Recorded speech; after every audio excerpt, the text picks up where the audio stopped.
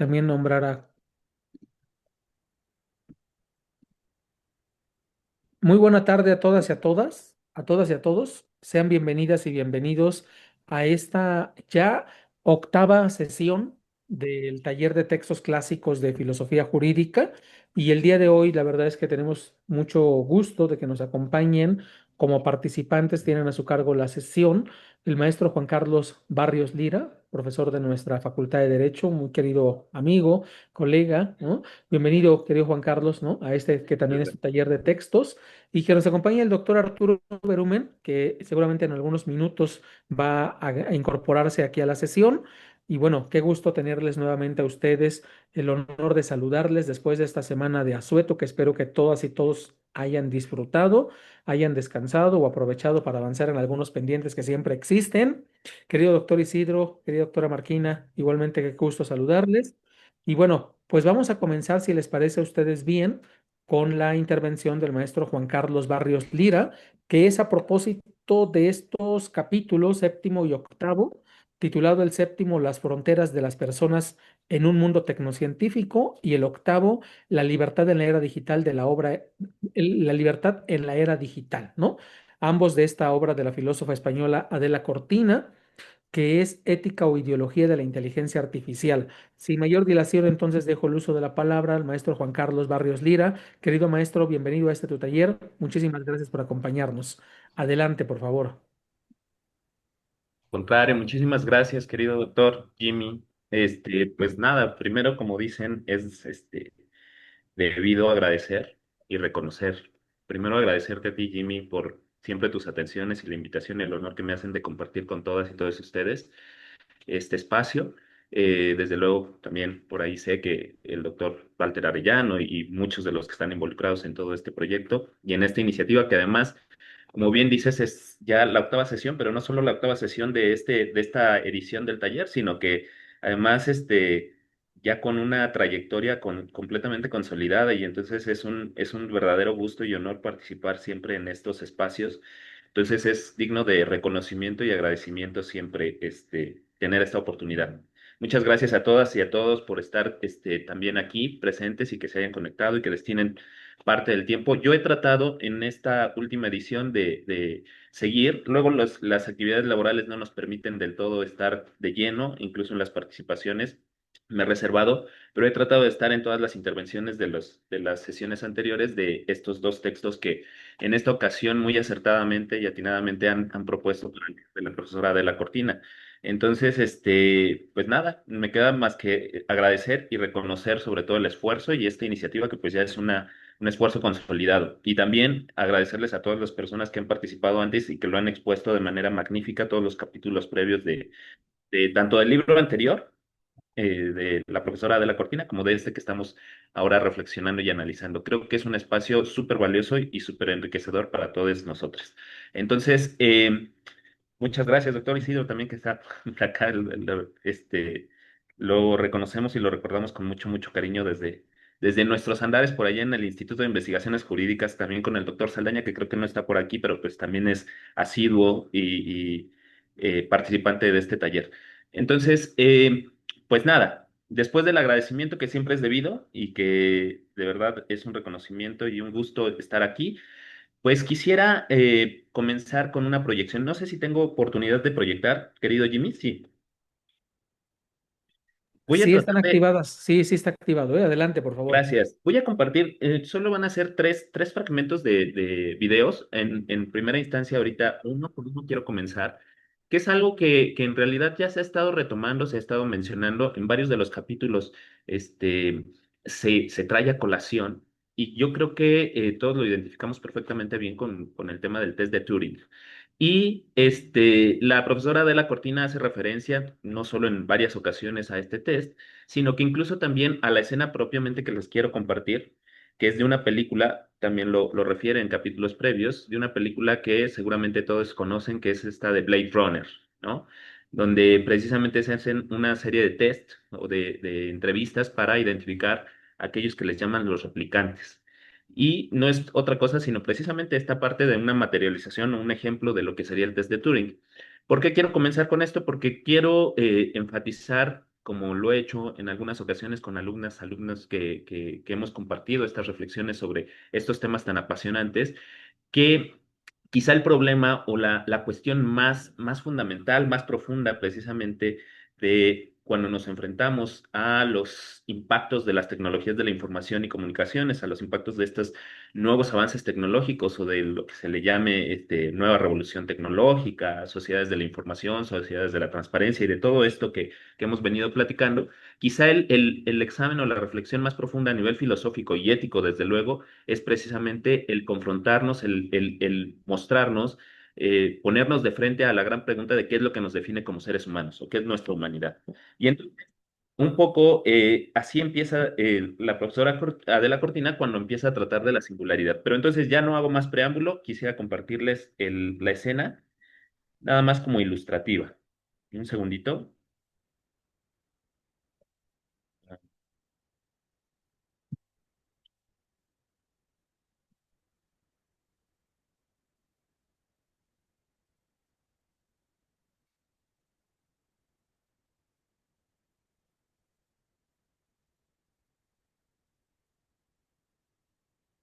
Creo que ahí se puede ver, ¿verdad?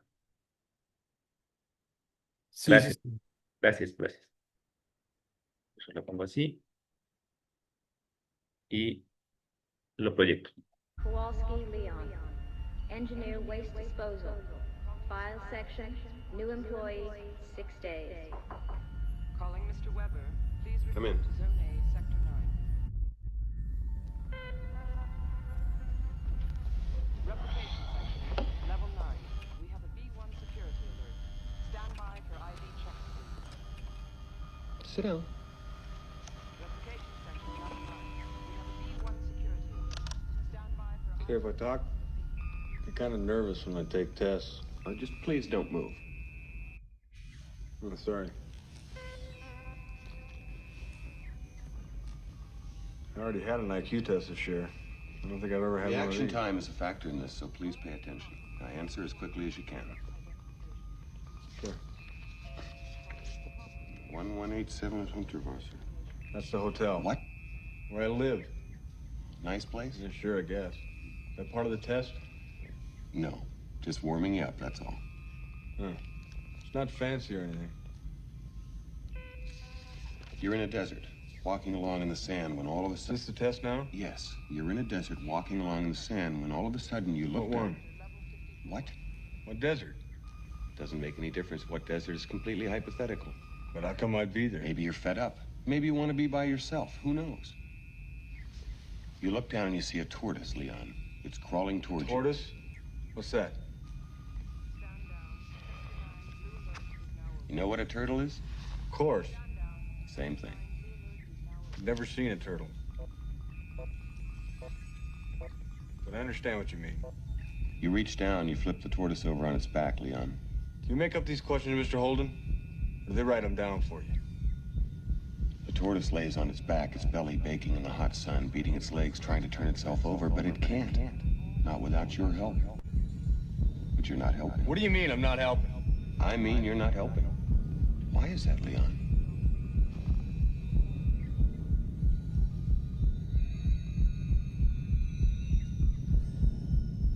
They're just questions, Leon. In answer to your query, they're written down for me. It's a test designed to provoke an emotional response. Shall we continue? Describe in single words only the good things that come into your mind. About your mother? My mother? Yeah. Let me tell you about my mother.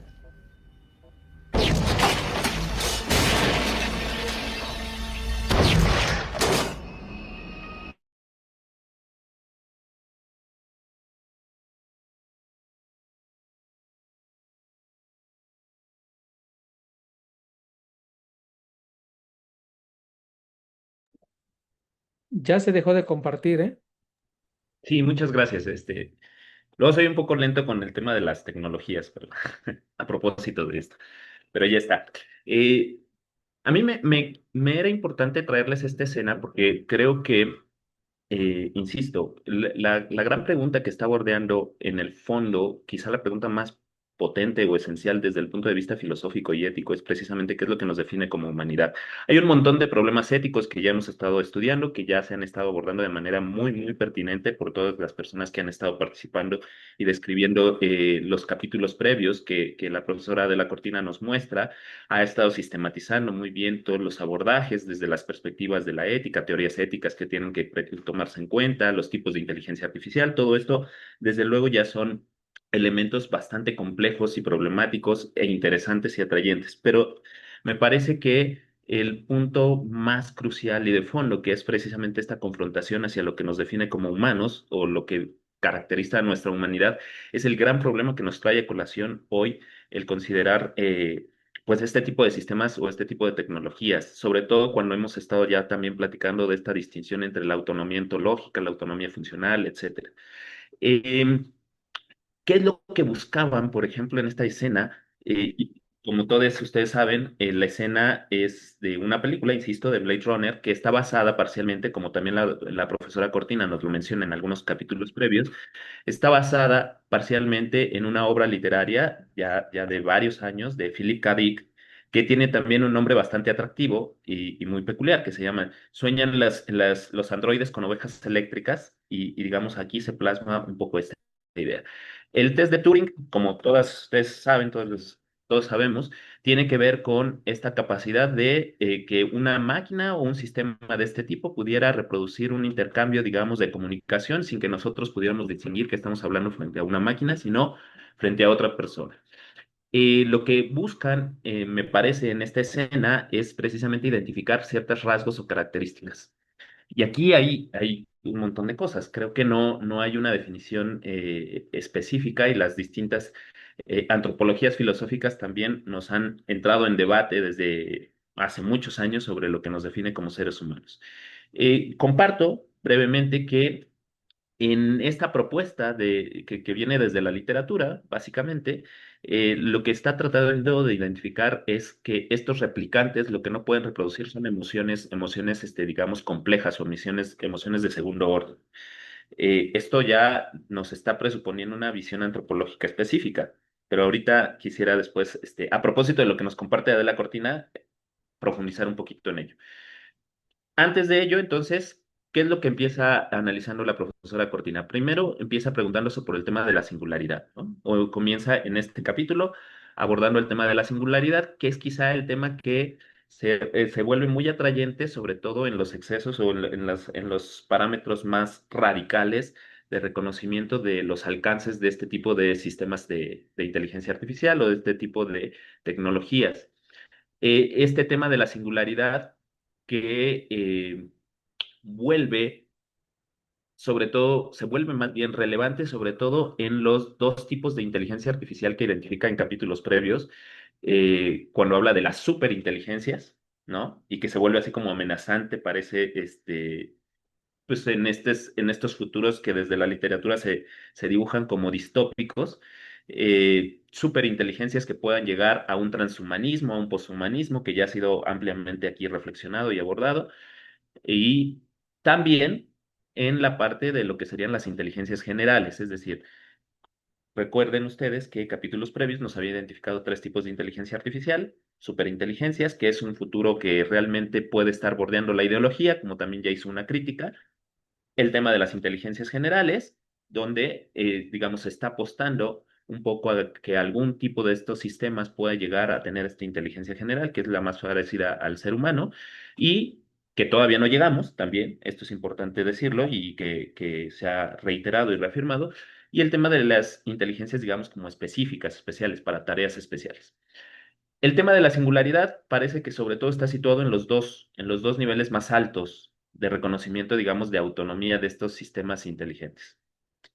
La singularidad está situado tanto en las superinteligencias como en la inteligencia general, que, insisto, todavía no presentamos. Y así lo va, digamos, desglosando la doctora Cortina, la profesora Cortina, y además va introduciendo algunas críticas específicas, me parece, ¿no? El tema de estas críticas hacia el especicismo, es decir, de reconocer que solo la singularidad tiene que ser reconocida a los seres humanos y no a ningún otro tipo de seres vivientes. Después dice ella que a partir de una determinada década de los 60 hacia acá, y sobre todo con el acento al reconocimiento de derechos, lo pongo entre comillas un poco porque me parece que Adela Cortina no maneja o no comparte la idea de hablar de derechos o de un reconocimiento de derechos de animales, eh, esta otra visión de un animalismo y cómo va extendiéndose este esquema de lo que podríamos considerar como un sujeto de derecho propiamente, es decir,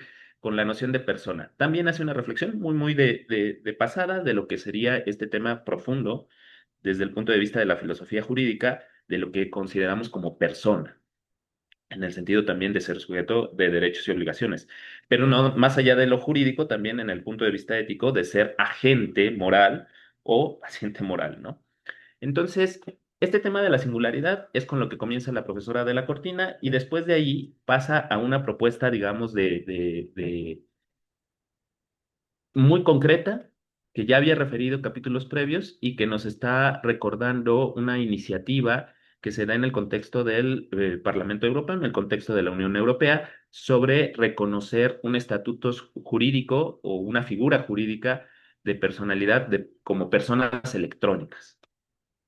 Y más allá de profundizar tanto en lo que decía la iniciativa, un poco hace énfasis e hincapié, me parece también de manera muy acertada, en las posibles críticas que se llevaron a cabo a esta propuesta, a esta iniciativa, y que desde luego hicieron que esta iniciativa no prosperara.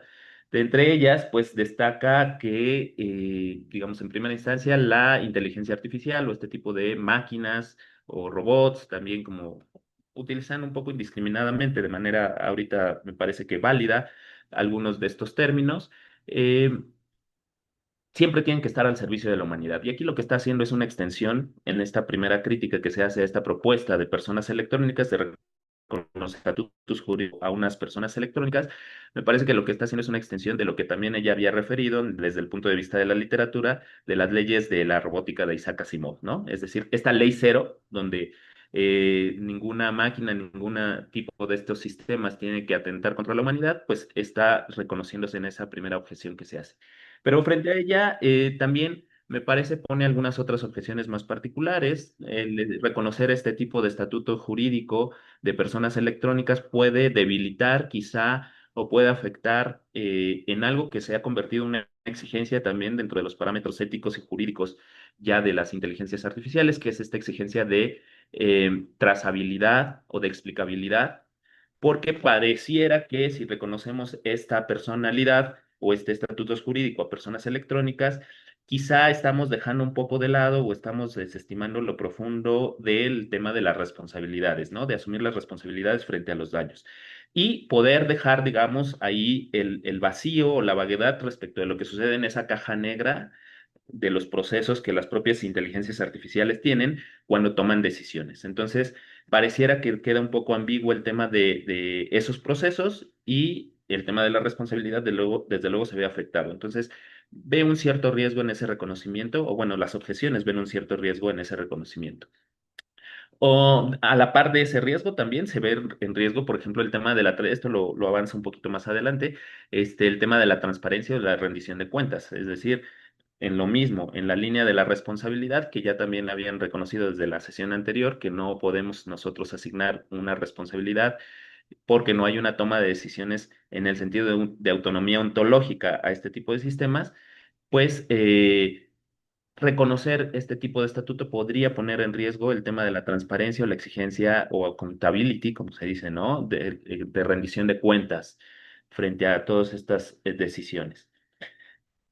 Pone otros puntos interesantes, los seguros respecto, digamos, todas estas organizaciones que manejan o desarrollan o ponen en funcionamiento, uso todo este tipo de sistemas de inteligencia artificial, pues deben tener ciertos seguros frente a los daños, eh, algún tipo de brechas digitales y en definitiva, quizá el riesgo más interesante que pone y que es la objeción que lleva a no reconocer esta iniciativa es que reconocer este tipo de estatus jurídico a ciertas máquinas o a ciertos sistemas sería prácticamente empezar a reconocerles, primero, este tipo de autonomía no solo funcional, sino ontológica. Segundo, por tanto, una cierta dignidad y en ese sentido, además de reconocerles dignidad, reconocerles ciertos derechos. Pero dice la profesora de la Cortina, y lo dice, me parece de manera muy acertada, esto no es tanto una objeción, sino es precisamente lo que nos pone en un debate. Es decir, es el centro de un debate. Estamos hoy en la posibilidad de reconocer, de ampliar nuestra noción de persona o no, ¿no? Todas y todos nosotros sabemos que precisamente cuando nosotros ahora estamos hablando de tema de derechos, el primer punto consiste en reconocer o no reconocer precisamente la personalidad o reconocer naturaleza humana a aquello a lo que le vamos a reconocer derechos. Es decir, lo metemos o no lo metemos dentro del campo de la persona. Y así se ha hecho para justificar algunas discriminaciones a lo largo de la historia, ¿no? Cuando se negaban derechos a las mujeres era porque se excluía de ese campo de considerarlas. Y cuando se negaban derechos o se siguen negando derechos, ¿no? A cierto sector de la población basados en la raza o basados en el origen étnico-cultural, es porque se excluye de ese grupo que es, digamos, perteneciente a la familia humana, diríamos, en términos de la Declaración de 1948.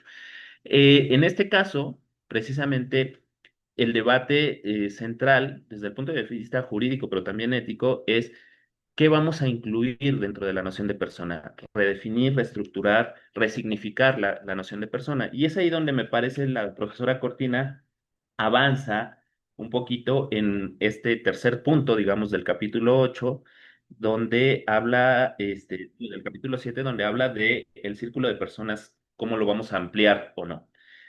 E insisto, ahí otra vez habla de cómo se ha ampliado a partir del énfasis de los derechos de los animales y del especismo, llegar al animalismo, y luego habla de cómo esto puede trascender hacia el biologicismo, es reconocer precisamente los derechos en general medioambientales y demás, pero esto tendría que trascenderse si estamos en las propuestas de incorporar este tipo de sistemas de inteligencia artificial o este tipo de máquinas, este tipo de robots, también a la categoría de personas.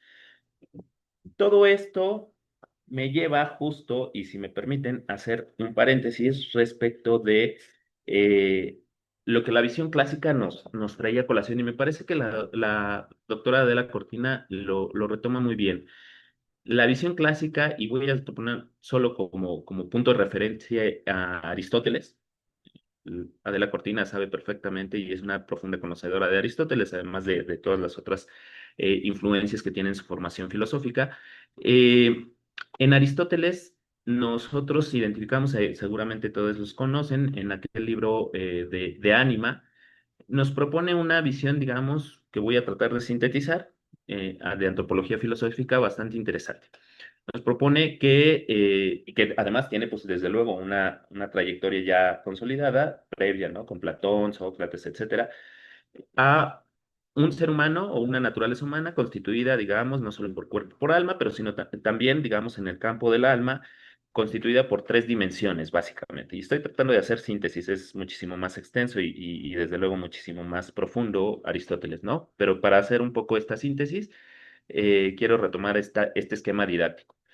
El ser humano entonces estaría compuesto en su, digamos, en su alma de tres dimensiones, una dimensión vegetativa, una dimensión sensitiva y una dimensión intelectiva o racional.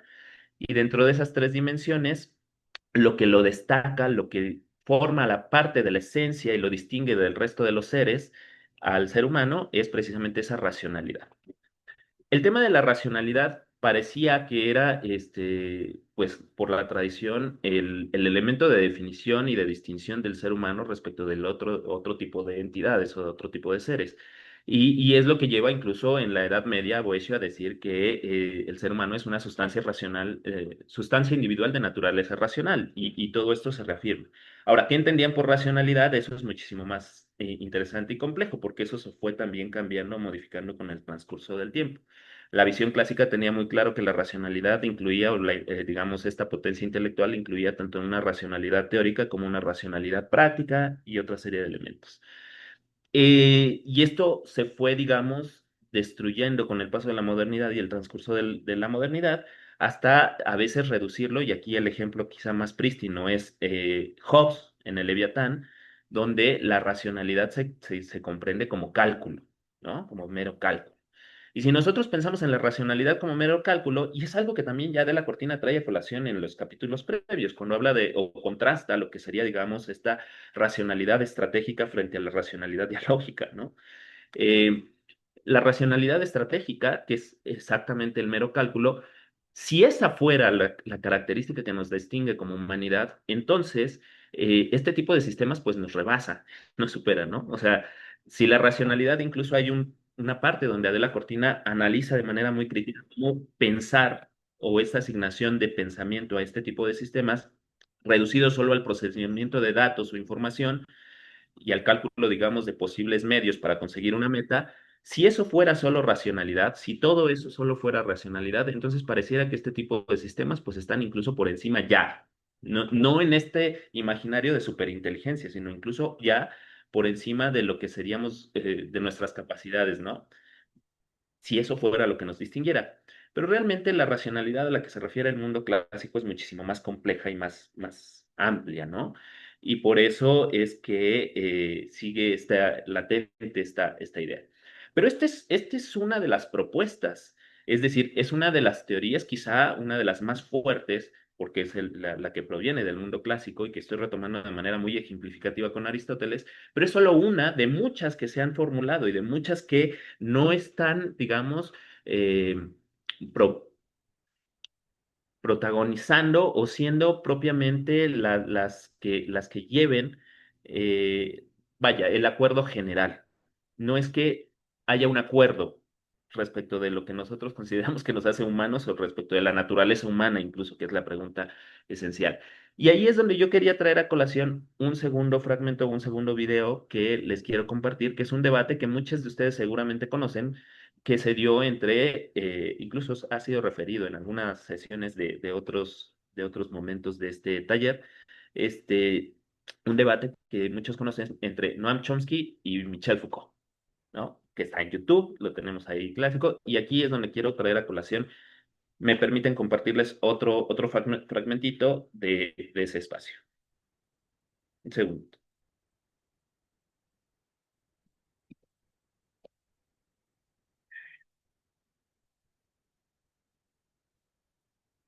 Requisitos para vender tu casa en solo 10. Que tu propiedad no tenga más de 52 años de antigüedad. Que su valor no rebase los 4 millones de pesos. Well, let me begin by... No se ha compartido la pantalla. Sí, no se ha compartido. Oye, un segundo.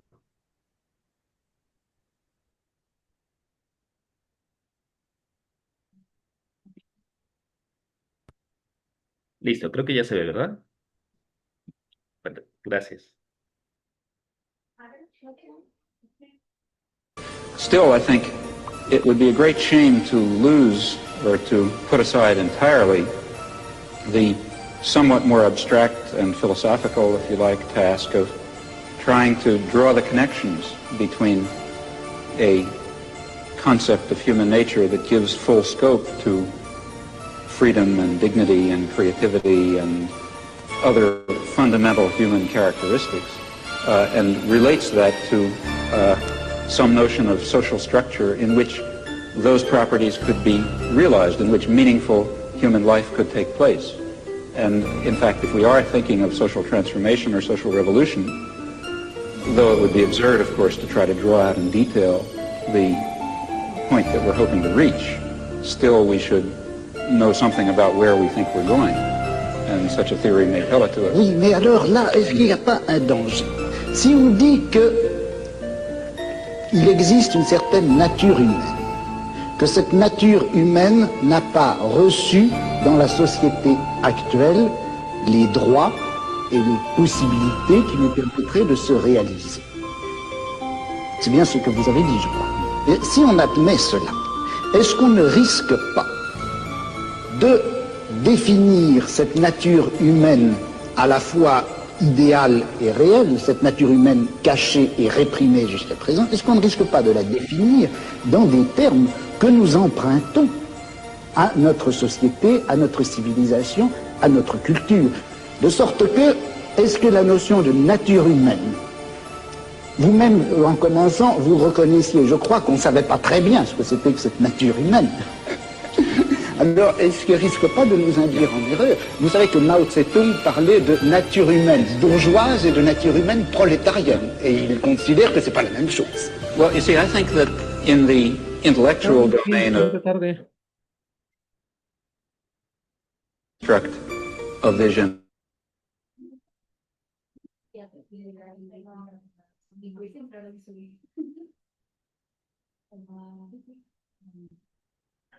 Comparto solo ese pequeño fragmentito. Desde luego ustedes conocen que es muchísimo más extensa este debate, esta entrevista que les hacen a ambos, porque creo que el punto fundamental, están hablando en otro contexto, ¿no? Están hablando en el contexto precisamente de la misión esencial que hay que hacer respecto de la crítica, del ejercicio del poder, de la justicia y otra serie de elementos. Pero al final tocan el punto clave de, el tema de la naturaleza humana y el tema de definir qué es lo que nos hace humanos, ¿no? Y es muy curioso porque Chomsky habla de una serie de elementos que podríamos incluso nosotros cruzar con lo que Adela Cortina ya nos había referido respecto del punto de vista kantiano, ¿no? Respecto del punto de vista kantiano, hablaba incluso de una serie de prenociones estéticas y hablaba de un sentido de un sentido moral, una conciencia moral, un sentido de autoestima y todo este tipo de elementos que son como la base para después poder hablar de tener como fundamento, es decir, como una predisposición o más bien un presupuesto para poder tener como fundamento a la ley moral. Chomsky hace referencia un poco a esto, más poniendo acento en el trabajo y en la visión creativa de poder realizar trabajo, etcétera, ¿no? Pero lo que me parece muy interesante es precisamente lo que algunos teóricos, Foucault lo traje como ejemplo, pero algunos teóricos y muchos de manera muy importante y radical, de ellos también Jean-Paul Sartre, por ejemplo, hacen una crítica a la posibilidad de definir o de llegar a una noción de naturaleza humana, es decir, hay una crítica a esta posibilidad de encontrar un criterio, un elemento sustantivo que nos permita distinguir al ser humano, porque eso parecería que podría estar determinándonos. Y además, porque esa determinación o la elección de ese criterio puede estar, digamos, al final imbuida, que es lo que dice Foucault, puede estar determinada por nuestra propia precomprensión o por nuestro propio, digamos, contexto sociocultural. Y entonces eso puede ser evidentemente parcial, no necesariamente adecuado o correcto. Entonces la pregunta sigue siendo ahí latente. ¿Qué es lo que nos hace humanos? Y ¿por qué resulta importante? Porque es precisamente lo que nos va a permitir distinguirnos de este tipo de sistemas o de este tipo de mecanismos, de este tipo de tecnología. Y lo que nos permitiría, por ejemplo, aplicar propiamente el test de Turing. Todo parece ser que este tipo de sistemas empiezan a funcionar como si, ¿no? En esta parte de que hacen, y los instrumentos internacionales han sido cuidadosos en hacerlo así, como si actuaran, como si desarrollaran o desplegaran la inteligencia humana, ¿no?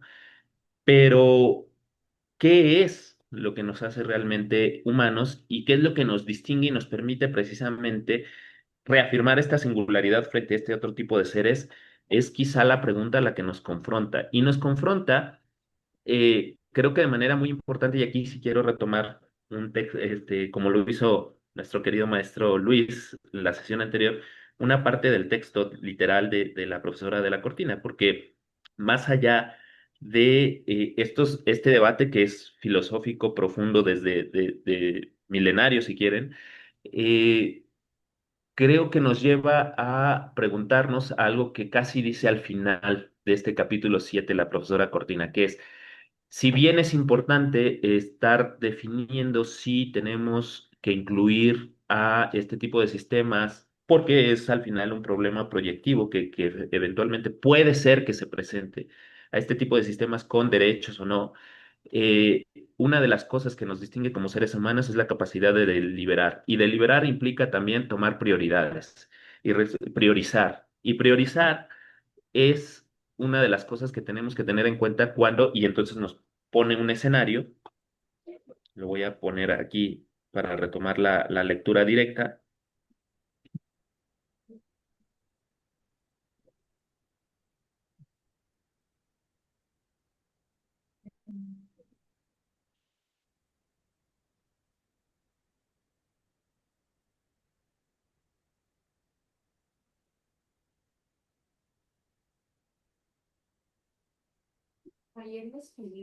Listo, creo que ya se ve, ¿verdad? Más allá de, digamos, de reflexionar sobre este tipo de Sí, sí problemáticas lo que mandé. eventualmente vamos a tener que Y enfrentar y que nos trascienden, con las afirmaciones tecnocientíficas, dice, y quiero retomar a partir de aquí, dice, ¿cómo habrá de tratar a las superinteligencias si es que llegan? No lo sabemos. Pero es asombroso contemplar cómo se desatiende a millones de personas que mueren diariamente de hambre y miseria, y sin embargo, el empeño con que se pretende llegar a la posthumanidad y a la vez se incluyen nuevos socios en el club de lo que se consideran como personas. Es decir, me parece que justo la pertinencia de este tipo de reflexiones, y un poquito voy a retomarlo aquí, desde luego es pensar si incluimos o cómo vamos a enfrentar los retos de estas nuevas tecnologías, pero también es recordarnos que en este contexto que hoy vivimos, con todas estas tecnologías, siguen siendo acuciantes, siguen siendo prioritarios y primordiales los grandes retos que tenemos para cuidar a nuestros propios congéneres, digamos, para hacer efectivos, reales y concretos, por ejemplo, los derechos humanos, ¿no? Para hacer reales y concretos todas esas condiciones que hoy todavía no se superan. Eh, Leo este último párrafo, si me lo permiten. Sin embargo, según Naciones Unidas, una inmensa cantidad de personas mueren al día de hambre o por causas relacionadas con el hambre. Los derechos civiles y políticos están muy lejos de protegerse. Me salto ahí una parte. Los derechos económicos, sociales y culturales son inexistentes en una gran cantidad de países. De la paz se habla como de una utopía que no tiene ni tendrá lugar. Si todo esto está hoy latente, no quiere decir que debemos de abandonar, digamos, toda esta parte de la reflexión en torno a las IAs y los retos que nos proporcionan, y sobre todo a la ética que debe regularse como marco. Pero me parece que es justo tener en el centro justo estas problemáticas para, como dice al final, potenciar esos sistemas inteligentes al servicio de las actuales personas, que es indispensable. Es decir, no solo hacerse cargo de los problemas futuros, sino también del presente. Y creo que esto también lo enfatiza la doctora de la Cortina en más adelante y en el tema de la libertad. No sé si puedo seguir con el tema también del capítulo que sigue, o el doctor, no sé si también quería. Adelante, querido Juan Carlos, por favor. Sí, muchas gracias. Gracias. Bueno, entonces, esta capacidad de deliberar, a la que también hace referencia la doctora Cortina por ahí, y que, insisto, por ahí refiere o vincula a la idea de priorizar, me parece muy interesante y voy a traer otro ejemplo, digamos, ilustrativo para compartir aquí. Me parece muy interesante porque rondea otra vez la pregunta de si lo que nos distingue como humanidad es solo la racionalidad o nos distingue una serie de emociones, pero ¿cuáles emociones? Emociones simples, emociones complejas.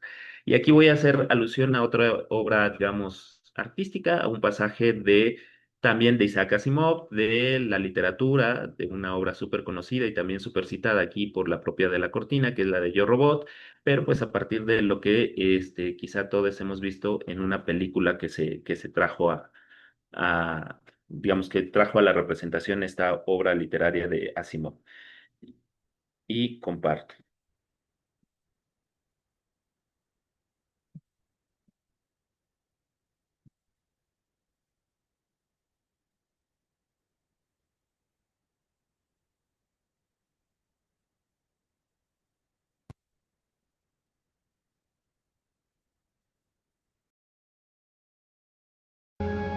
Pero nunca olvidaré su rostro. Sara. Esto era suyo. Quería ser dentista. ¿Qué niña de 12 años quiere ser dentista? Y el camión empujó nuestros autos y nos tiró al fondo del río. Quedó atrapada. Yo también, y el agua empezó a entrar. Soy policía, así que sabía que nos ahogaríamos. Solo nos quedaban unos minutos. En eso un robot pasó por ahí, vio el accidente y saltó al agua. ¡Está en peligro! ¡Salva a ella! ¡Está en peligro a ella! ¡Salva a la niña! ¡Sálvala!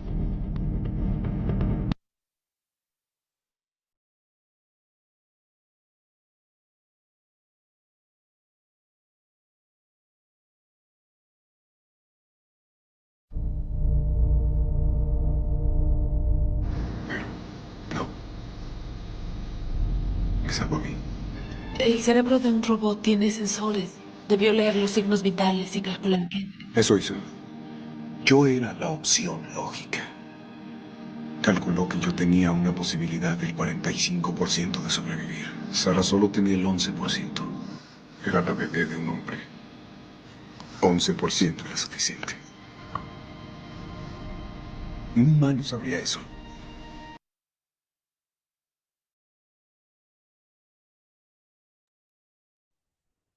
Listo.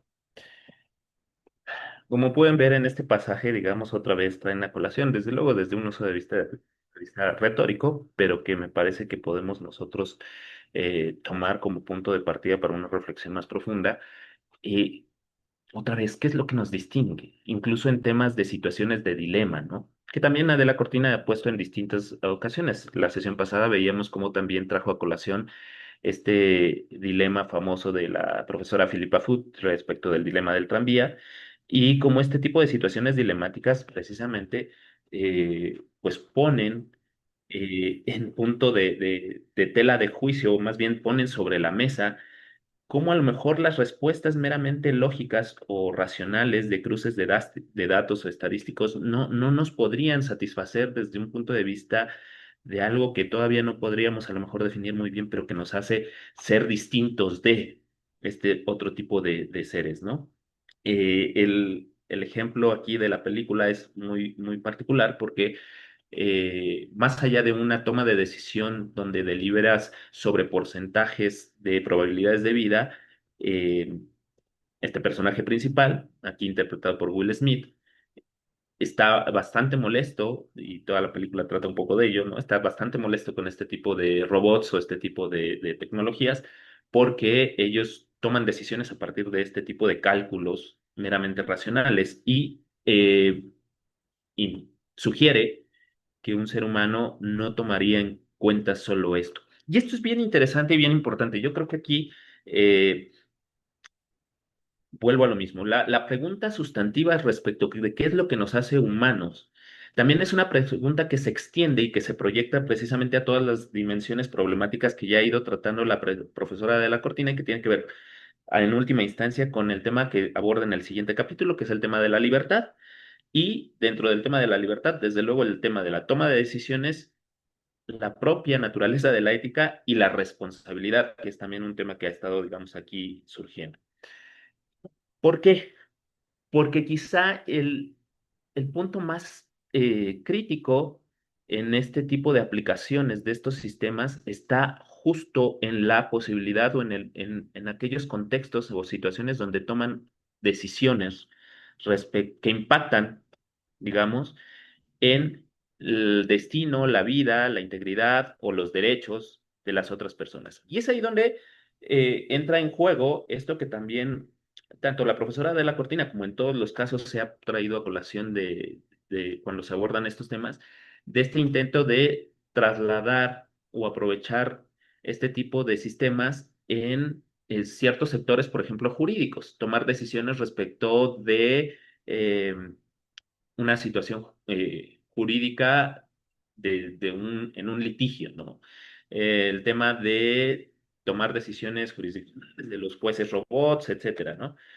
Cómo este tipo de sistemas podrían hacer, digamos, una aplicación bastante interesante y algorítmica, pues certera, pero que puede estar no solo permeada por sesgos y luego a quién se le atribuye la responsabilidad de esos sesgos, sino que además eh, preguntarse, por ejemplo, en el caso muy específico que estoy tratando de aludir o hacia donde me estoy tratando de conducir, de la decisión, por ejemplo, jurisdiccional, si la decisión jurisdiccional es meramente, como lo creían en el siglo XIX, un silogismo jurídico de subsunción, o si implica muchísimo más, implica poner en juego una serie de procesos estimativos y de valoraciones que es un poco lo que trata de proyectar esta escena que acabamos de ver, ¿no? Donde dice, bueno, un ser humano consideraría, además en el juego de las probabilidades de vida, pues, por ejemplo, elementos como de que esta persona, que es una niña, a quien decide no salvar, pues es hija de alguien y lo que representa también dentro de nuestro contexto ese tipo de situaciones. Eso es incorporar una serie de elementos no meramente racionales en el sentido de razón estratégica o instrumental o calculadora a estos procesos de valoración que juegan en lo que nosotros hacemos y en lo que nos distingue como humanidad.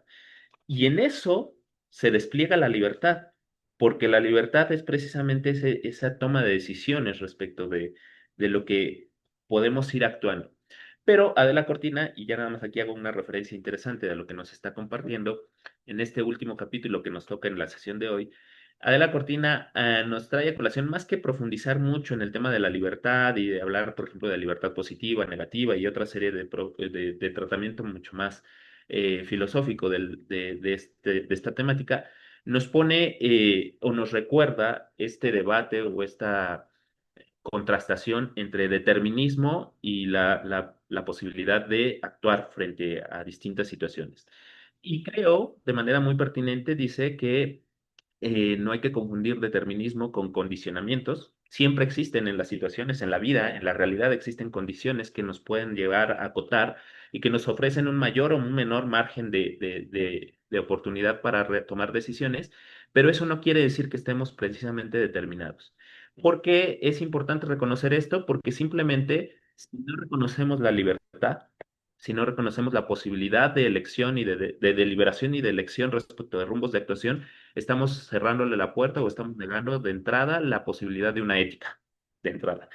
Porque la ética tiene que ver con eso, con tomar decisiones respecto de los rumbos de actuación y con hacerse responsable, porque es la contraparte precisamente de la libertad, en esta parte de autodeterminación o autónomos, este, hacernos responsables de esas tomas de decisiones. Y esto es precisamente lo que no tienen, por lo que ha estado afirmando a lo largo de todo su texto la doctora Cortina, es precisamente lo que no tienen este tipo de sistemas. No tienen la posibilidad de elegir, porque están hasta cierto punto autodeterminados por los algoritmos o programaciones, digamos, iniciales, no tienen la posibilidad de elegir esos rumbos de actuación y en tanto que no tienen la posibilidad de elegir esos rumbos de actuación y por tanto las decisiones, también se desdibuja el tema de la responsabilidad. ¿Esto nos da una respuesta de qué es lo que nos hace humanos? Me parece que no, pero me parece que deja el debate y la reflexión abierta todavía profunda, pero a la par de esa reflexión abierta, y vuelvo a retomar lo que leímos aquí, el llamado de atención de que, muy bien, sigamos pensando cómo podemos aprovechar este tipo de sistemas y qué marco jurídico y después qué marco ético, más bien qué marco ético y después qué marco jurídico tendrá que plantearse y regularse, pero no olvidemos, para no transformarnos o caer en la ideología o en el engaño de la ideología, que critica ella muy bien, no olvidemos que tenemos un montón de problemáticas todavía bastante acuciantes como la pobreza, como los desplazamientos forzados, como los refugios, como un montón de violaciones a derechos que hoy siguen siendo latentes, la violencia, la guerra, siguen siendo problemas que tenemos que hacer frente y que tenemos que abordar como seres humanos. Yo quisiera dejar un poco ahí la reflexión. Sé que me fui más allá del texto, sé que me puse, pero es justo como la idea, más allá de hacer una especie de resumen del texto que nos propone la profesora Cortina, quería compartirle a ustedes como todas las detonantes que me fueron disparando cada una de las reflexiones que ella pone aquí en la mesa y que me parece pues tienen que ver con muy ad hoc a lo que tendríamos que estar haciendo desde el punto de la vista de la filosofía del derecho y desde el punto de vista de la ética jurídica. Doctor Jimmy, pues yo hasta ahí lo dejaría. No sé si... Muchísimas gracias, querido maestro Juan Carlos Barrios Lira, ¿no? De verdad, muchas gracias por compartir con nosotros no solo la lectura, como bien lo has dicho, sino además ilustrarla con secuencias de películas con un encuentro entre dos gigantes del pensamiento como lo son Chomsky y Foucault, ¿no? Lo cual pues nos ayuda mucho y además de remitirte a otros, obras, otros filósofos que la verdad se agradece muchísimo, ¿no? Pues muchas gracias y de verdad enhorabuena por esta genial intervención y si les parece, abrimos la sesión para preguntas, comentarios, un poco para generar discusión en torno a lo que nos ha compartido el maestro Juan Carlos Barrios Lira. ¿Y alguien quiere hacer uso de la palabra? Adelante, por favor. En lo que se animan, en lo que van pensando más o menos, yo quisiera hacer un comentario y preguntarte, sobre todo, querido Juan Carlos, eh, hay dos aspectos que me llaman poderosamente la atención, ¿no?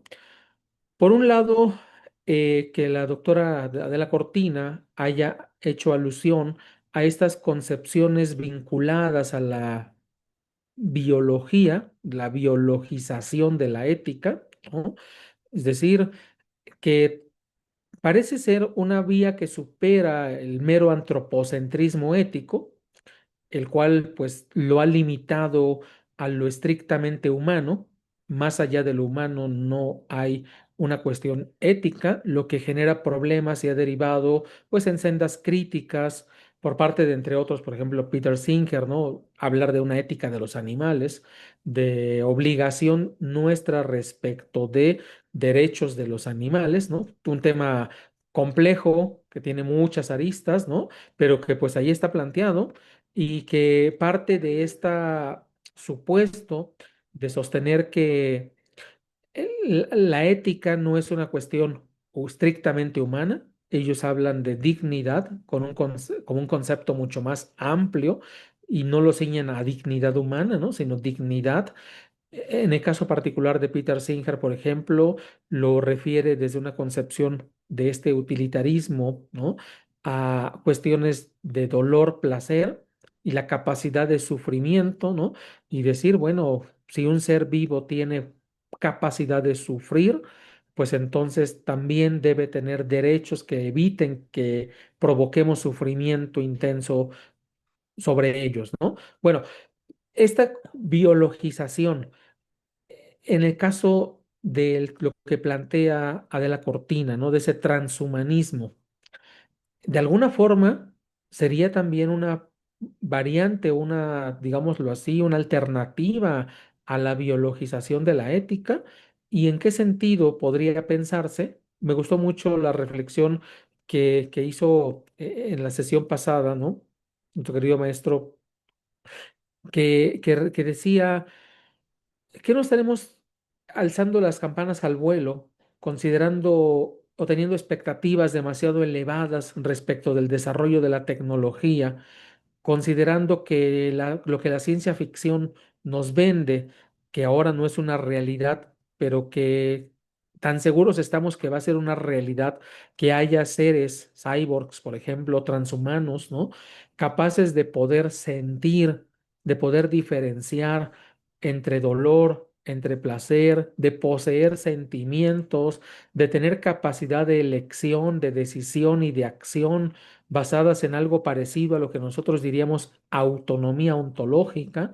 Digo, si todo eso es posible, y ahí reitero, probablemente estemos echando las campanas al vuelo, pues me parece que tendría sentido plantearnos la pregunta de si es menester que podamos pensar en una ética para transhumanos, para cyborgs, ¿no? En una ética no humana, sino en una ética dirigida precisamente a este tipo de seres. Pero reitero, eso por el momento no es un hecho hasta donde yo tengo entendido, es más bien como una posibilidad que se proyecta en un escenario viable, ¿no?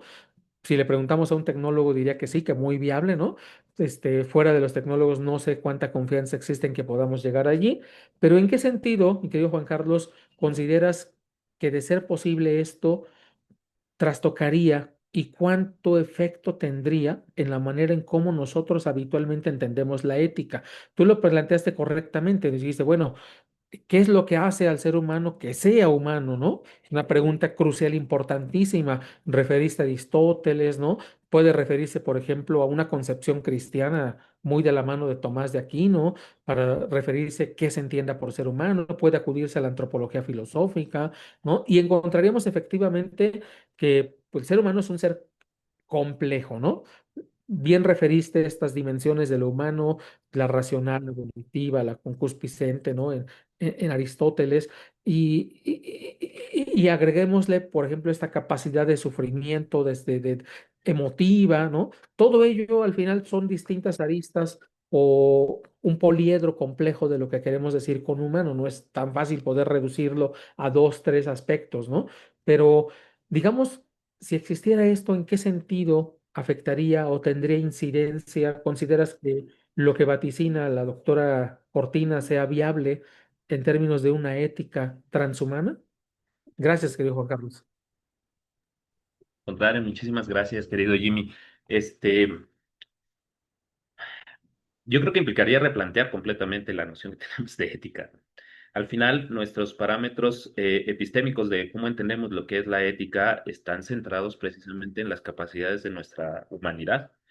Y justo, a ver, voy a ir tratando de retomar un poco como tú lo fuiste planteando, ¿no? El, digamos que tenemos una perspectiva antropocéntrica que es la que hasta hoy ha definido un poco no solo cómo entendemos pues nuestra realidad, sino entendemos, por ejemplo, cómo pensamos el ámbito de ciertas disciplinas o de ciertas áreas de la filosofía, en particular, por ejemplo, de la filosofía práctica, que es esta parte de la ética. A mí me parece que la ética, hoy por hoy, como la entendemos, exige el reconocimiento de eh, la libertad y la responsabilidad en esta dualidad, y esto implica reconocer una serie de potencias o facultades que están asociadas a la humanidad, entre ellas la racionalidad, la voluntad, etcétera, ¿no? ¿Cómo juegan y cómo se configuran? Bueno, pues ahí ya es un juego de distintas teorías o posturas éticas que hay desde el deontologismo, utilitarismo, emotivismo, escepticismo, etcétera, ¿no? Pero me parece que al final la ética está pensada o concebida en esa línea.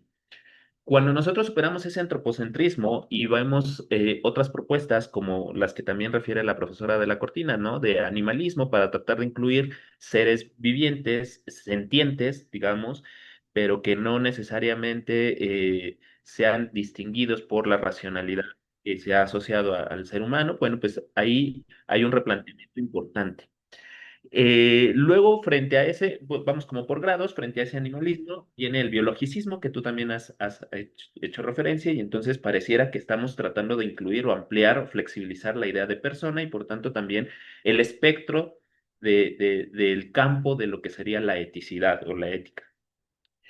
El asunto es que, y a mí me parece, y quiero dar como la postura que creo yo interpretar en la profesora de la Cortina, no solo en esta obra, sino en algunas otras, me parece que la profesora de la Cortina no estaría tan de acuerdo en extender de esa forma la noción de persona y por tanto la noción de ética. Al final, no estaría tan de acuerdo, voy a hacer un reduccionismo si me permiten, ¿no? Pero no estaría tan de acuerdo, por ejemplo, en reconocer derechos de los animales como derechos en el sentido, digamos, estricto de derechos y obligaciones como se les reconoce a los seres humanos. Eso no quiere decir que ella no esté de acuerdo en proteger, desde luego, a ciertos, digamos, a los animales o proteger, digamos, los recursos naturales o el ambiente, etcétera.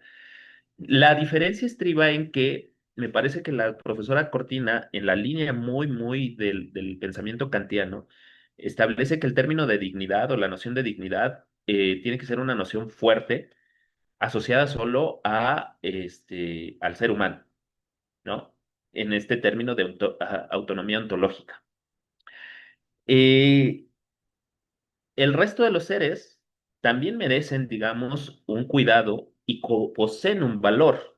Y ahí, digamos, la distinción entre valor y dignidad, que me parece que es desde el punto de vista filosófico bastante interesante. Además, también ahí le podríamos agregar la distinción entre precio, ¿no? Precio, valor, dignidad. Pero descarto ahorita un poquito el tema del precio, valor y dignidad. Yo creo que el resto de los seres puede reconocérseles valor. Y en ese sentido, al reconocimiento del valor, lo que establece no es tanto un derecho en el sentido que puedan hacerse, digamos, reclamables por esos seres, esos derechos, pero lo que sí establece es una serie de obligaciones o deberes por parte de quienes sí somos capaces de entender los derechos y los deberes. Estoy hablando de lo que me parece que es la postura de la Cortina, ¿eh? No estoy diciendo que esa sea mi postura. Eh, Aunque creo que sí un poco.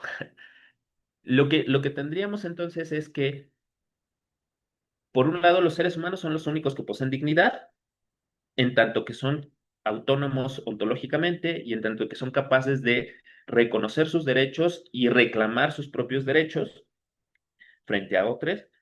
eh, pero eso no excluye que el resto de los seres, y ahí pues podemos identificar tanto a los seres sentientes o el resto de los animales como el resto de los seres vivos, en esta división más vegetativa, no se les tenga, digamos, un deber o una obligación de cuidado frente a ellos. Pero esa obligación o ese deber de cuidado recae sobre aquellos que somos capaces, en este caso, ¿no? Como seres humanos, de hacer esos cuidados. Esa, me parece, sería un poco la postura de Adela Cortina, distinta de la de Peter Singer, que tú amablemente has traído a colación. Eh, Me parece que ella sería más reservada en eso. Diría, el ser humano es el único que tiene dignidad y en tanto dignidad tiene derechos y obligaciones, y eso no quiere decir que aunque los animales no tengan derechos en este sentido fuerte, y porque no tienen dignidad en este sentido propiamente kantiano, eso no quiere decir que pueda utilizarse o instrumentalizarse de manera, digamos, arbitraria y desmedida, ¿no? Al contrario, se les puede precisamente reconocer un valor y ese valor implica un deber para los seres humanos, un deber de cuidado de todos estos otros entes o de todos estos seres, entre ellos toda la naturaleza en sí, ¿no? Eso está bien. Hasta ahí, digamos, llegamos con el tema del biologicismo. Lo que plantea este nuevo desafío del transhumanismo y del reconocimiento quizá de personas electrónicas y de personalidad o de extender el concepto o la noción de persona también a este tipo de sistemas es incluso, como lo dice en este capítulo, superar ese biologicismo. O sea, ya no ni siquiera estamos pensando en que vamos a incluir al resto de los animales. No solo vamos a incluir en la noción de persona al resto de los seres vivos en este biologicismo, ¿no? Sino que vamos a incluir en la noción de persona a una serie de entes que no necesariamente están ligados digamos, a un sustrato biologicista o biológico, sino, y por eso habla, ¿no?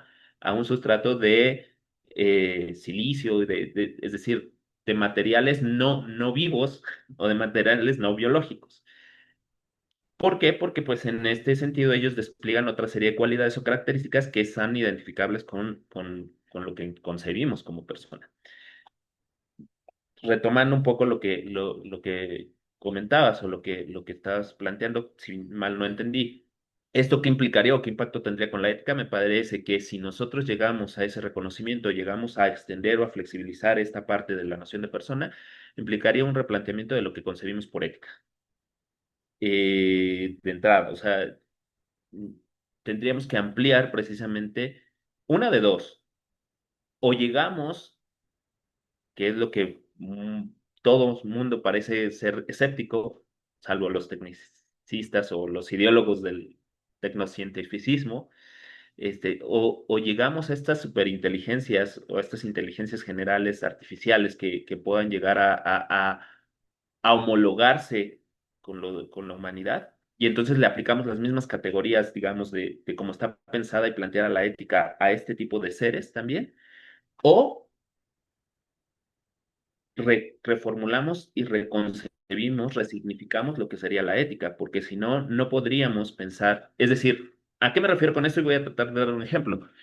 Eh, Hoy por hoy me parece que la ética está pensada en seres autónomamente o con autonomía ontológica, no solo autonomía funcional. Y por eso en la sesión pasada, por ejemplo, el maestro Luis nos decía, no podemos asignar responsabilidad y eso, o sea, frente a una autonomía funcional no podemos asignar responsabilidad en la toma de decisiones. ¿Por qué? Porque la responsabilidad solo está asociada a una autonomía ontológica. Si nosotros llegamos a flexibilizar el tema de la responsabilidad y pensar que también incluiríamos la autonomía funcional, entonces tenemos que repensar o resignificar lo que entendemos por ética.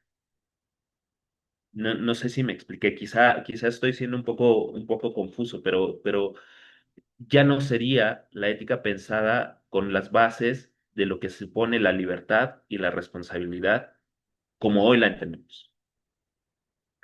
Y es Mil lo que gracias por la plantearía, ¿no? respuesta. Perdón, Juan ¿Perdón? Carlos, muchas gracias, qué amable. Hay un comentario, y si quieren, ahorita regresamos, si alguien quiere hacer uso de la palabra, aquí en el chat, que dice Estefanía Aura. Y dice, es que sí, enteramente es enorme, o son enormes las posibilidades de responder esa pregunta. Supongo que se referirá a la pregunta que yo hice, eso pienso, ¿no?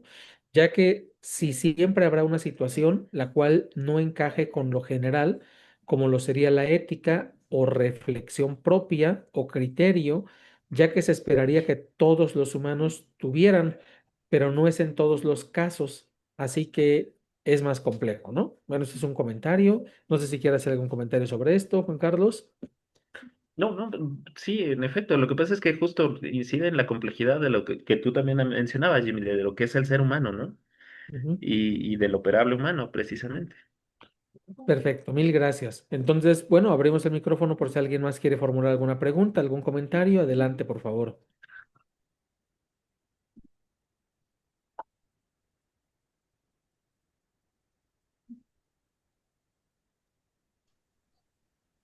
Creo que no hay ninguna pregunta y yo quiero hacer un comentario, prometo que es el último, pero, ¿sabes? Me llama poderosamente la atención lo siguiente. En la parte 2 y ahorita le doy uso la palabra al doctor Isidro, muchas gracias. En el capítulo 8, en el parágrafo, en la parte subtema 2 que dice el afán imperialista de las ciencias triunfantes por negar la libertad, luego de referirse al caso de Edipo, los filósofos estoicos, el medioevo, que lo hace bastante rápido, al final de la página, y estoy en la página, ay, déjenme ver en qué página es, bueno, la página 124 del PDF, ¿sí? Es parte final, último párrafo, leo textualmente. Dice, en todos estos casos, una parte de los científicos impuestos en el saber preponderante creen descubrir que la libertad es una ficción, un mito, una superstición, y se sienten orgullosos de revelar la noticia a sus ingenuos congéneres para darles una pátina de ilustración. A partir de ese punto, suelen invitarles a construir una sociedad mejor sobre bases científicas o tecnocientíficas, mostrando que también esos científicos creen que somos libres, aunque no puedan explicarlo científicamente. Digo, me llama poderosamente la paradoja, ¿no? de esto. Y la última cita que quiero hacer viene prácticamente al final de este párrafo, que es muy pequeñito este capítulo, perdón, viene al final de este capítulo, que es muy, muy pequeñito, es el tema 3. Véase lo que dice. En este año en que celebramos el triste centenario del nacimiento de Immanuel Kant, es un deber de gratitud recordar la imperiosa necesidad de defender la libertad como un don precioso al que nunca se puede renunciar y saborear una vez más aquel espléndido escrito, respuesta a la pregunta, ¿qué es la ilustración? Para continuar en la línea del verdadero progreso. Me quedo con estas dos esas ideas con las siguientes impresiones que, repito, son mías, ¿no? O sea, no están en el texto, yo por eso cité el texto. Creo que la filósofa española nos queda de ver mucho en cuanto a haber entrado más al tema de libertad. Creo que ahí nos quedó a deber muchísimo, porque creo que es un gran, gran tema, ¿no? Cuando citó esto de los científicos, nos han mostrado, ahora me salgo de Adela, pero hay quienes consideran y afirman que no somos más que un puñado de miles de millones de conexiones neuronales y de miles de millones de conexiones nerviosas y no somos más que una cuestión físico-química, etcétera, etcétera, y que todo se explica a partir de conexiones y reacciones electrofísico-químicas. La verdad es que dice uno, ¿y dónde queda la libertad, no? Y algunos efectivamente lo explican, pues la libertad es una cuestión más de creencia, porque no es propiamente algo demostrable, es como un concepto más metafísico. Lo que nosotros llamamos libertad tiene que ver con ciertas regiones del cerebro y tiene que ver con ciertas conexiones neuronales, lo que nosotros llamamos decisión, elección, gusto, etcétera, etcétera, tiene que ver con cuestiones neuronales, cerebrales, del sistema nervioso central, con reacciones químico-físico-eléctricas. La verdad es que cuando explican todo eso, yo digo, ¿y entonces dónde quedan todos nuestros conceptos de filosofía, ¿no? ¿Dónde queda nuestra manera de entender? Literalmente nos están diciendo que hemos hecho metafísica, que tenemos una comprensión no científica de lo humano y que además una poca disposición a establecer como un diálogo en sentido fuerte con estos científicos que dicen que somos un puñado de simplemente conexiones, etcétera, ¿no? Bueno, creo que eso faltó entrar porque es un gran, gran debate y sería muy interesante saber qué opina una filósofa respecto de estos posicionamientos científicos. Ahora, respecto de esto de libertad, donde le agradece a Kant, bueno, recordemos un poco que Kant es una concepción bastante Kant da para los filósofos de la moral, para los de la ética, y obviamente para los kantianos en un sentido fuerte, más próximos al Círculo de Viena, a estas concepciones muy cientificistas, el Kant duro, ¿no? De la crítica de la razón pura, y el Kant de la crítica de la razón práctica. Creo que es un gran filósofo en un sentido muy amplio del término, pero el término, la concepción es de libertad contemporánea. Adela solamente lo deja por ahí medio entredicho. El desarrollo de las neurotecnologías es un tema súper importante. La neurotecnología ahora hace posible que hablemos incluso del Internet de los cuerpos. Dejó de ser simplemente el uso externo, como hoy en día estamos conectados a Zoom, podemos ingresar a plataformas, etcétera, para pasar a ocupar también un lugar que puede introducirse en el propio cerebro humano, ¿no? Es decir, esos desarrollos de estas empresas como Starlink y otras empresas que han creado sistemas bidireccionales para que gente que esté en una condición, por ejemplo, de una apoplejía, que no pueda comunicarse con el mundo, pues literalmente les colocan, no sé utilizar el término científico correcto, pero me parece que es una suerte de neurotransmisor que está emparentado con un sistema que posibilita que pueda tener comunicación a través, por supuesto, de una máquina, ¿no? Pero que ya no esté aislado, separado, sino que ahora podamos tener comunicación. Lo que más me ha impresionado es que esta neurotecnología dejó de ser externa para poder tener un carácter invasivo. Es decir, ya no solamente es la Big Data de qué consultamos, qué vemos y que nos conozca mejor el algoritmo de lo que nosotros nos conocemos, sino ya literalmente es introyectarse en nosotros, desde una tecnología que puede meterse literalmente en nosotros, ¿no? Y sabrá Dios toda la información que obtenga en manos de quien esté. Y esto nos lleva a una pregunta: ¿qué tan libres en realidad podemos ser cuando ya existen tecnologías que pueden tener no un carácter pasivo, sino un carácter invasivo, incluso en lo que considerábamos y hemos considerado por excelencia como el ámbito más recóndito, sagrado y salvaguardado de lo humano, nuestros pensamientos, ¿no? Nadie tenía acceso a nuestros pensamientos y ahora resulta que encontramos que sí tienen acceso a nuestros pensamientos. Eso me parece que crea una serie de perplejidades bien interesantes. Mi querido Juan Carlos, aquí la pregunta es si tú que nos has ayudado con esta lectura, ¿te parece adecuada, suficiente la respuesta de la Cortina frente a todos estos desafíos que nos impone el desarrollo de la tecnología? Muchísimas gracias y luego le cedo el uso de la palabra al doctor Isidro. Gracias. Muchas gracias, Jimmy. No, no quiero extenderme mucho, pero es que con todo lo que dijiste igual me brotaron un montón de ideas. Me parece, bueno, para responderme de manera muy concreta y poder escuchar al doctor Isidro con mucho gusto y mucho respeto y demás. Digo, no, no me parece que es suficiente, me parece que simplemente, digamos, dio un pincelazo ahí. El tema de la libertad, desde luego, daría para mucho más.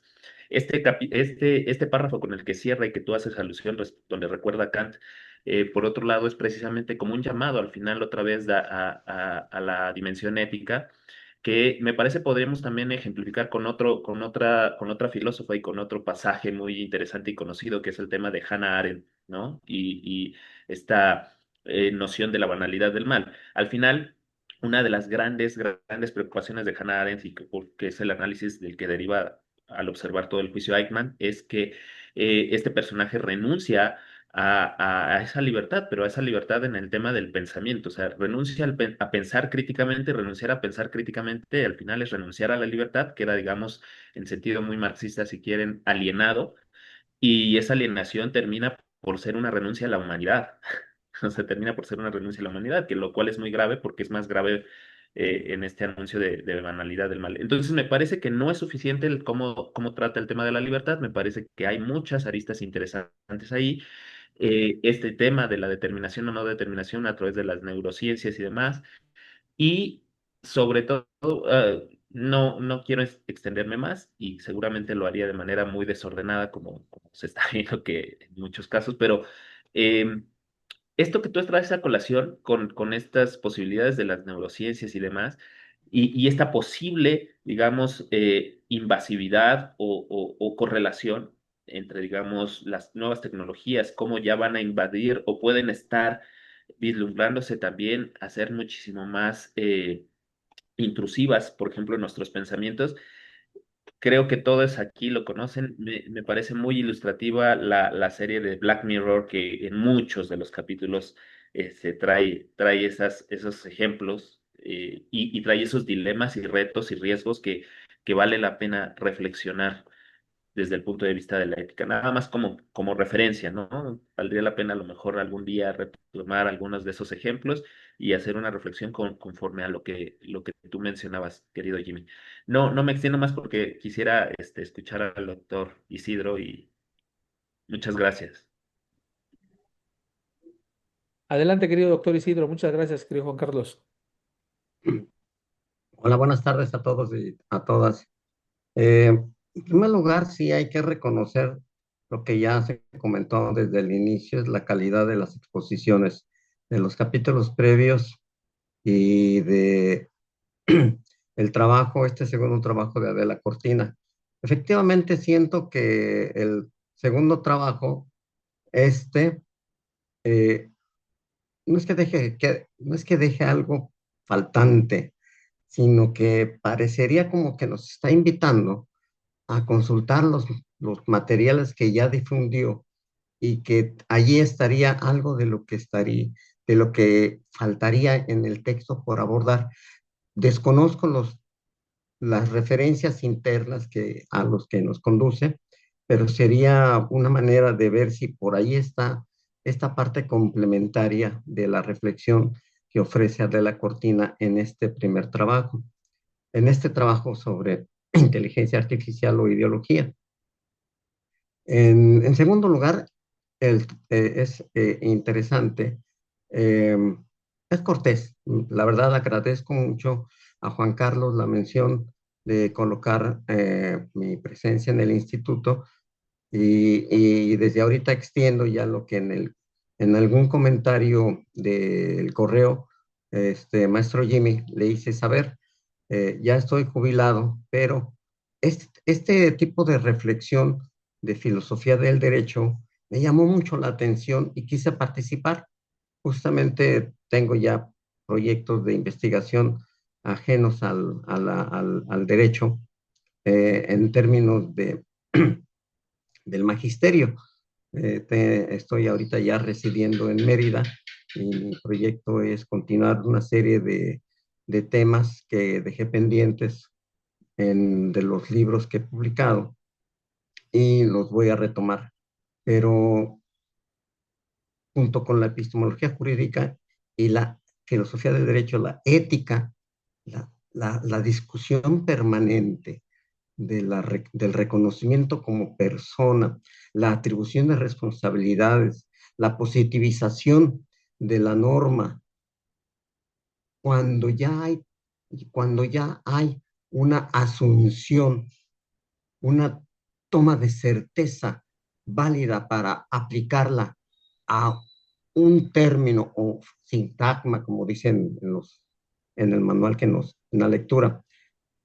En la legislación concreta, cuando fuimos, por decirlo así, profesores de los asesores del Senado o profesores de los responsables de la Asamblea Legislativa, cuando ya se va a convertir en ley, ya se tiene una, una comprensión de la finalidad de la norma, esa positivización de verdad tiene contexto, tiene un proyecto, tiene una mira, y es a donde tenemos que pensar cuando reflexionemos nuestros debates en términos de la eficacia discursiva.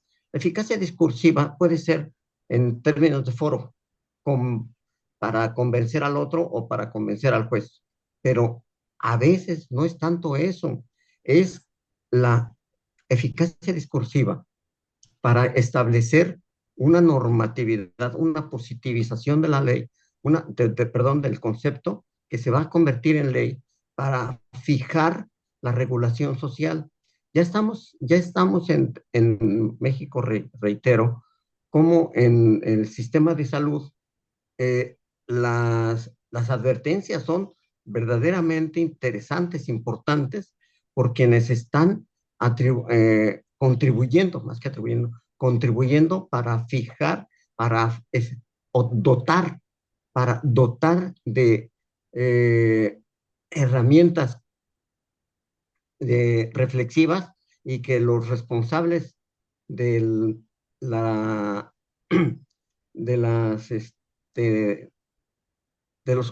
para los que son constructores del equipo médico que tiene el software obligado para contribuir o operar las diferentes inteligencias artificiales generativas o invasivas. Eso es importante. Esto que acabas de comentar es importante, porque ya están en una línea de rebasamiento que era inimaginable hasta hace poco tiempo, pero ya estamos en esta situación de temor, terror o pánico, para decir hasta dónde se puede llegar a permitir la invasividad del software, como para que se apropien de la personalidad de alguien o de los pensamientos y también de su capacidad de decisión. Yo quiero quedarme todavía de manera romántica, profesores Jimmy y compañía, en una reflexión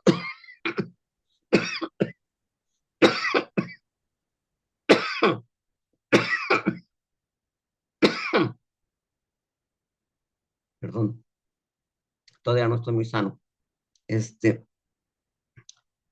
Quiero ser romántico, todavía me quedé en una etapa del debate sartreano, donde me quedé con esa especie de, de imperativo filosófico, le voy a llamar imperativo filosófico, de estar condenado a elegir.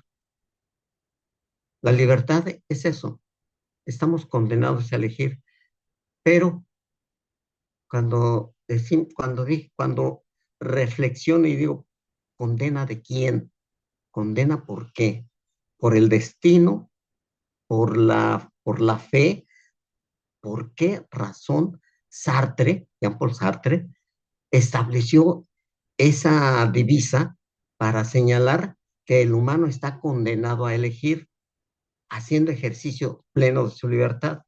Y más ahora, con la posibilidad, más que capacidad, con la posibilidad de que la eutanasia, como una de las últimas opciones para la decisión de la vida, pudiera tener opciones no solamente en Europa, sino también ya en México. Entonces, esto que de manera un poco desordenada nos muestra este profesor Jimmy, son cuestiones importantes, valiosas, que no desarrolla por completo Adela Cortina. No sé si lo desarrolla en otros de sus trabajos, pero incluso yo me quedo pensando si quedó Kant y Hegel registrados en su reflexión, ya en muchos de sus temas últimos, ya no está Habermas, ya no están algunos de los comentaristas o de las fuentes del Círculo de Viena, están otros. ¿Por qué? Ese es un trabajo personal que quiero después, de una manera eh, más pausada, investigar por qué se desconecta del, del- de la red de, de pensamiento último de Habermas, Apple y Adorno en este tema de la filosofía moral, pero eso ya es una cuestión propia. Y sí, de verdad felicito el seminario, felicito a la continuidad y la calidad de los participantes. Quería saludar a Arturo Berumen, un gran amigo mío, pero pues no estuvo presente. Gracias, Jimmy. Gracias, Juan Carlos. Y mucho gusto en verte también. ¿Algún comentario? El doctor Arturo se disculpó, no le fue posible de último momento por una cuestión de un imprevisto que surgió. Probablemente en alguna otra sesión nos acompañe. Ofrece una disculpa, ¿no? Querido Juan Carlos, ¿algún comentario respecto a lo que el doctor Isidro nos ha comentado? Gracias, querido doctor.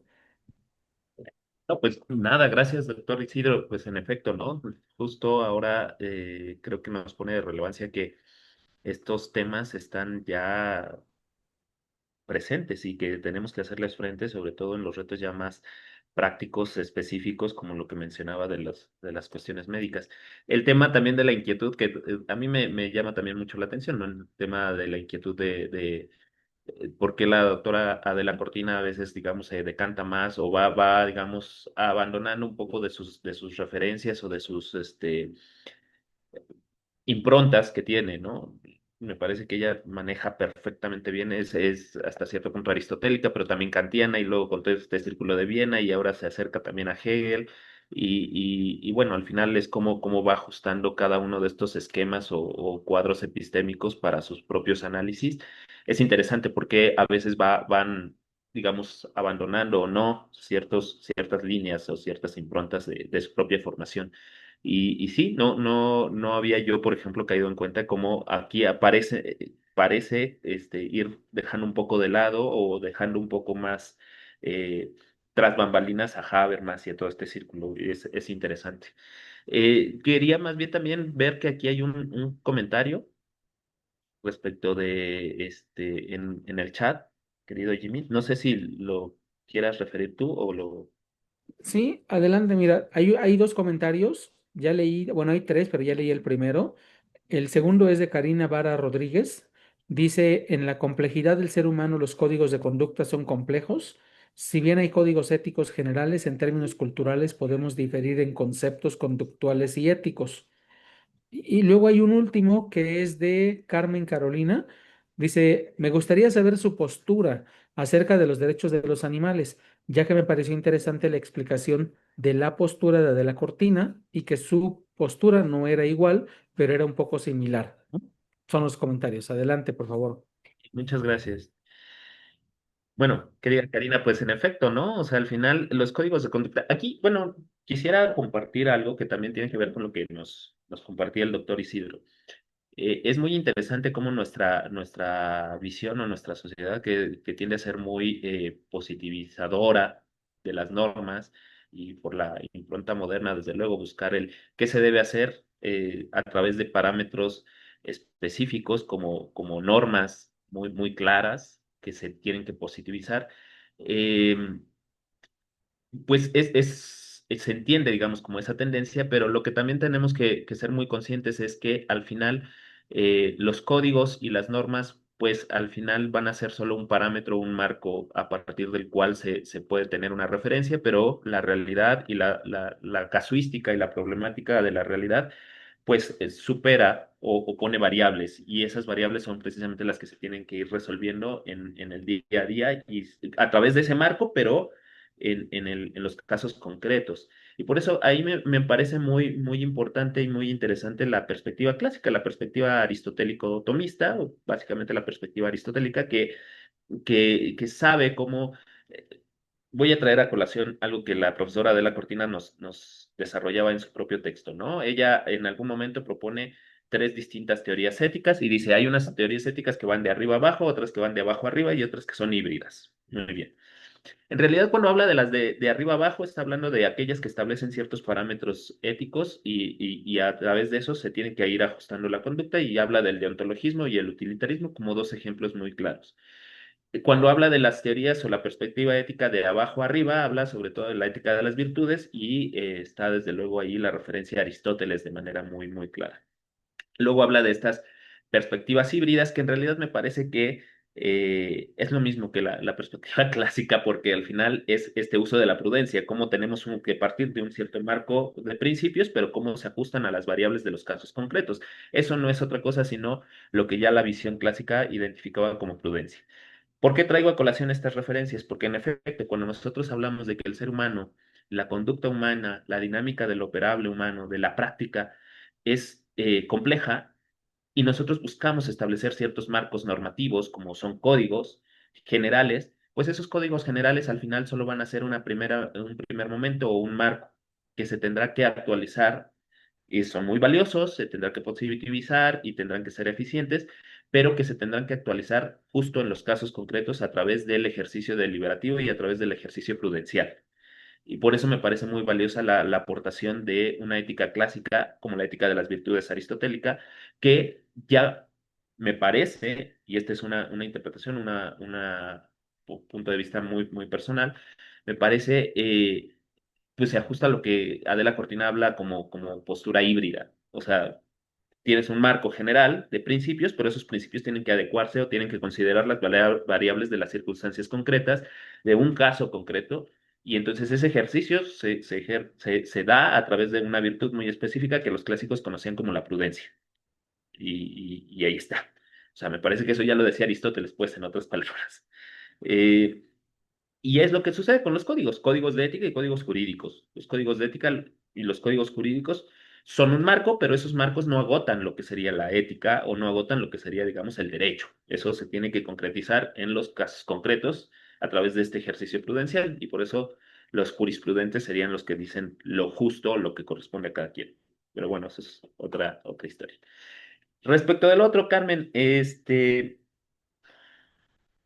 nuevamente acudo a esta perspectiva clásica. En efecto, yo pensaría, es que el asunto, ¿por qué digo que es un poco similar, pero no es igual?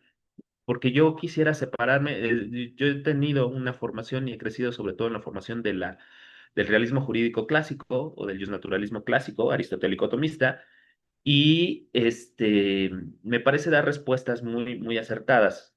Pero me parece que en el tránsito de todo el desarrollo de nuestro pensamiento filosófico, la modernidad nos planteó mucho este antropocentrismo que nos hace fijarnos mucho en temas de derechos subjetivos, o sea, pensar el derecho a partir de, ya no en términos positivistas, pero en términos también muy modernos, de derechos subjetivos. Y creo que dejamos de lado lo que el pensamiento clásico concebía como el jus. El jus no tan asociado a estos derechos subjetivos o a esta subjetivización individualista, sino el jus asociado a lo justo o a la misma cosa justa. Y yo creo que si nosotros cambiamos un poco esa perspectiva o esa categoría y pensamos en lo justo o la cosa justa o lo debido, podemos trascender un poquito esta idea de subjetivización y de ver si estamos planteando jerarquías entre los seres. Cada ser, cada entidad, perdón, a lo mejor voy a decir cosas que seguramente serán muy debatibles aquí, ¿no? Pero cada ser o cada entidad tiene una cierta funcionalidad de lugar en la realidad. Y me parece que es muy antropocéntrico, muy propio de la modernidad, muy propio del cristianismo, muy propio de muchos de estas improntas que nos siguen a través de la historia, pensar que hay una categoría, digamos, como lo que critica al inicio Adela Cortina, hay una jerarquización entre los seres, ¿no? Y esa jerarquización a lo mejor nos pone en la posibilidad de instrumentalizar a los otros seres que son, digamos, no dentro de la misma jerarquía. En eso yo difiero. Esa es la parte donde yo difiero. A mí me parece que cada ente o cada ser tiene su propia función y su propia dimensión dentro de la realidad y eh, el reconocimiento de la misma cosa justa está en función de eso sin hablar de jerarquías. ¿Cómo eso se proyecta en términos muy concretos respecto de los derechos de los animales? Me parece que los animales tienen, o sea, a los animales como a los seres humanos, como a todos los entes de la realidad, se les debe reconocer como algo que les puede ser debido en la atención a su propia función y naturaleza. Y en ese sentido, más allá de hablar de unos derechos de los animales que puedan reclamarlos ellos mismos, hay una serie de cosas que se les deben en tanto el lugar que ocupan dentro de la realidad, dentro pues sí, de la vida, de la realidad.